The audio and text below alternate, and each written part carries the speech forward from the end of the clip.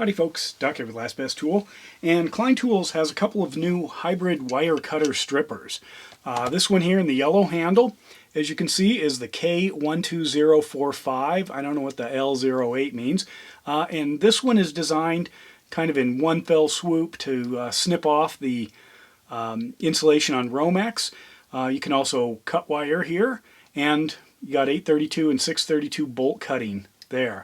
It's got a nice set of cross-hatched kind of mini lineman jaws up at the front end. Yeah, we'll talk about that in just a sec, that particular angle there. And then the other one here is the Klein Tools K12075 with the L07 there. And same bolt cutting here. Similar cutting knives right here for copper wire. But then it also has on the solid core 18 down to 8, and on the stranded 20 down to 10. And then again that same set of crosshatched jaws up front. You can see right there. Now this is, I'll just say it, an excellent tool. You thought I was going to say made in Taiwan, didn't you? Well, it is. That will go there. It is lightweight. Some of the other Klein hybrids, this is their symmetrical one, a lot beefier, really more lineman-esque. You know, look at the grabbing up at the front end. Not as many stripping options. Big, healthy knives right there. And then bolt cutting and crimping there in that symmetrical handle. They have this one. This is a spring-loaded version. Now, both of these are selling for between $5 and $10 more than these. I'll get into that as well. But anyway, on this one, again, big cutting knives. You can see the knives on both of these are straight, whereas the knives here, we've got some curved action going on. And then stripping and big lineman-esque pliers again, but finer single hatch on these. Interesting. Now, these are forged pliers versus the stamped steel pliers, and many people compared them to the Knipex versions. And Knipex has got one. Big cutting knives, minor stripping here, but some bolt grabbing, and then a little finer tip on the front end. This one has got a thicker or wider tip, but very thin compared to, say, the Kleins. I'll compare it to the new one here. So you can see there's a big difference there. Same bolt cutting, more stripping options, and then kind of that fancy knife profile that tends to, if you're cutting especially stranded wire, it tends to bunch it up so it doesn't splay all over the place. Excellent, spring-loaded, you know, also forged. These are selling the inexpensive versions, and that's usually the handle and in the black, because they come in black oxide and chrome, is about $60. There's actually a version of this one with chrome and these 1000-volt rated handles for $120 on eBay. I don't know what the Knipex prices are doing, but anyway, so I've got a couple of the different handle options. You can also get just the red dip, and you've got two different finish options. So if you're in a corrosive environment, I mean a chemically corrosive environment, you can get the chrome version. It's supposed to be a little better. Let's go back to these guys. Are they made in Taiwan? Yes, that's what the package says. They are a little bit different, but let's go ahead and address the Taiwanese thing. One of the issues with Taiwan, obviously, is it's not America, so there's that. I mean, these are German, and a lot of people think they're great. So what's that difference once you leave our borders? But also, if you want to spin up a new plier, especially a forged plier like this, it's not something you can do in an afternoon or even a week or probably a couple of months. You need the factory space, you need the forging machines, the dies, you need all of the finish work to get everything aligned just perfectly, and then you need the handles and everything to be installed. I mean, basically it's a whole profile of a factory. You need a section of the floor and then set it all up, and then you have to be able to at least recoup that money. Break even profit would be nice. So there are ways that can be sped up in other countries that basically have the factory space, have the workers, have the forges, and they're just waiting for projects.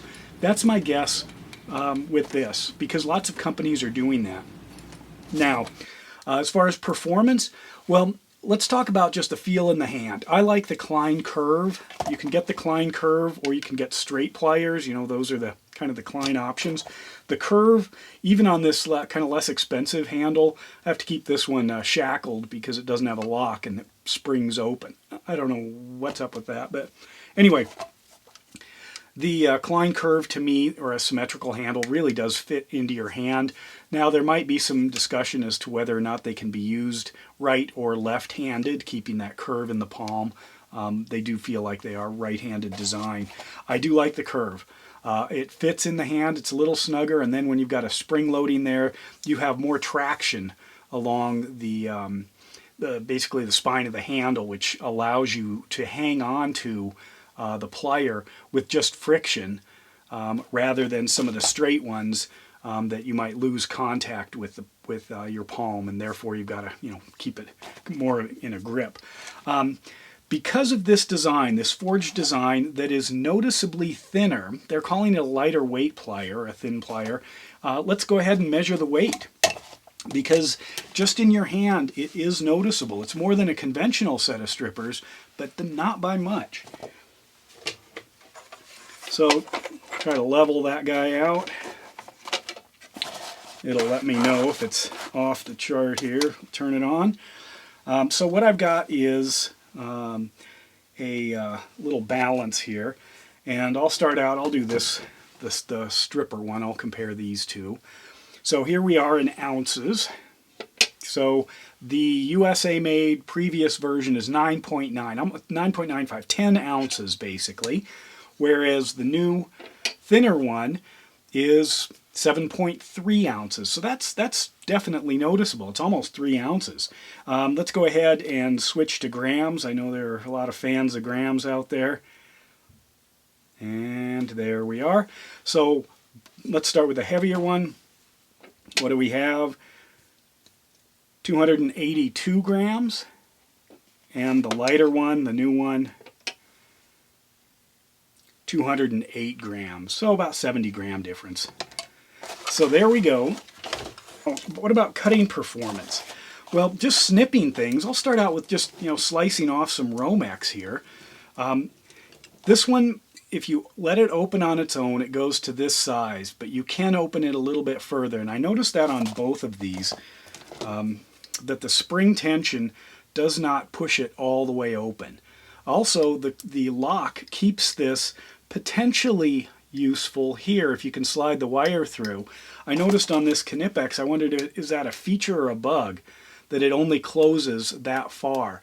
And a lot of people said that's actually a feature that just allows you to constantly run the strippers without opening the knives up all the way. You can't really get hurt, I guess, using that. And then comparing it to this one too, this is very much like the Klein is, as far as just a little bit. You could slide a wire through maybe. I don't know.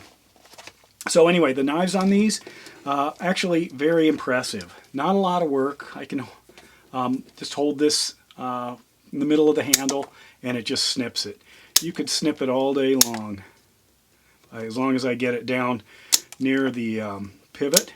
And by the way, yes, that pivot does have a torque screw in it, which is quite a bit different than this with that rivet. Anyway, so pretty nice. What about this guy? Let's open that up. This one's been used a lot more. This is a completely different kind of knife. What about the hybrid here? I'll cut it this way so you can see. Can I even... Yeah, that one's a lot better. But still, these things, they just slice through like butter. Look at that. How does that compare to the Knipex? Oh, that was another thing that I noticed. That just the sharp, when I did the review on these, just the sharp snap of these locks them, which I find irritating, but generally you're only making one cut, and if you can make a cut and then just drop them in your tool bag because they're locked, I don't know, is that a feature? This guy here, it's got the same knives, probably exact same steel.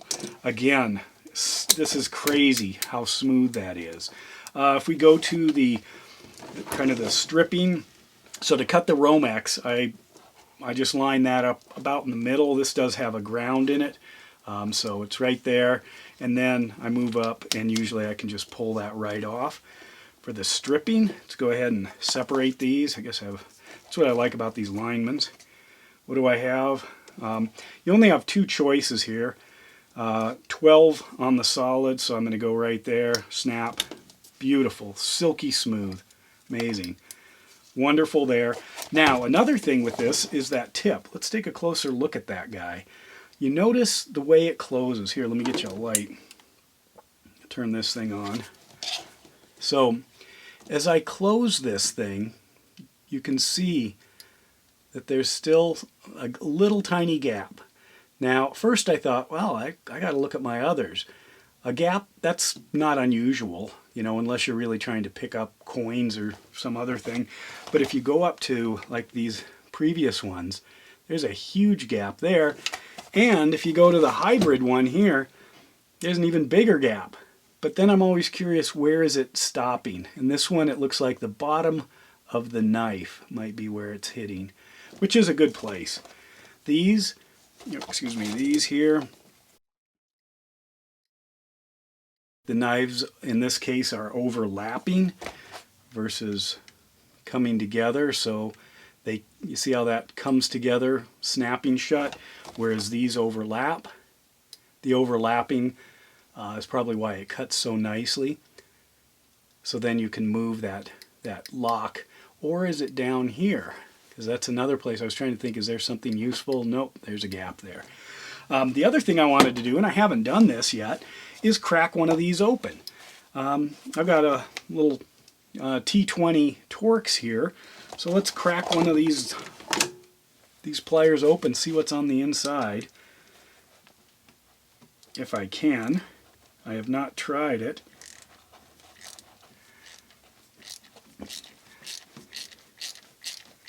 Oh, it's coming apart. You can see that. Do we dare? Let's go ahead and do it. See if I can get it back together.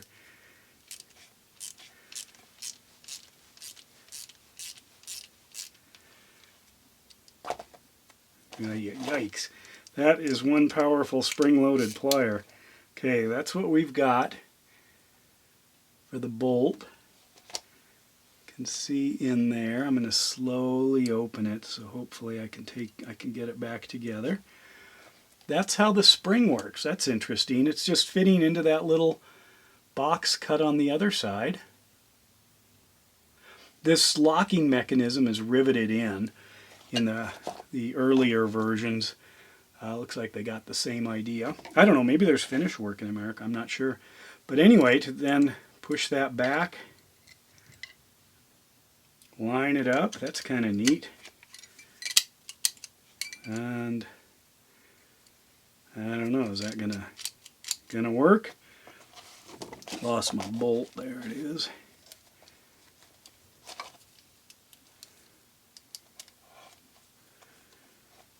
Let's see. I lined up. Tougher than it looks.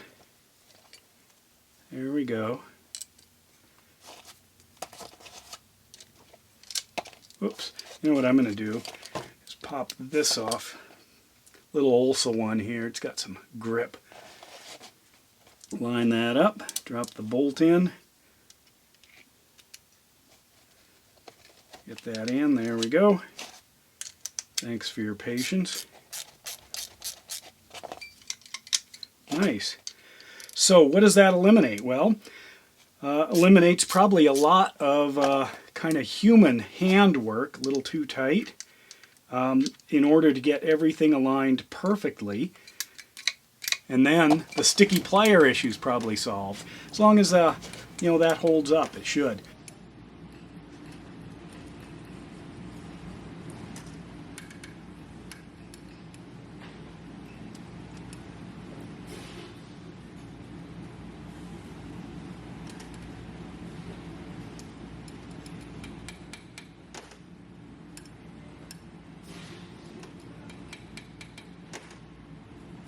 But anyway, I'm impressed. These were about $34, $33, I think.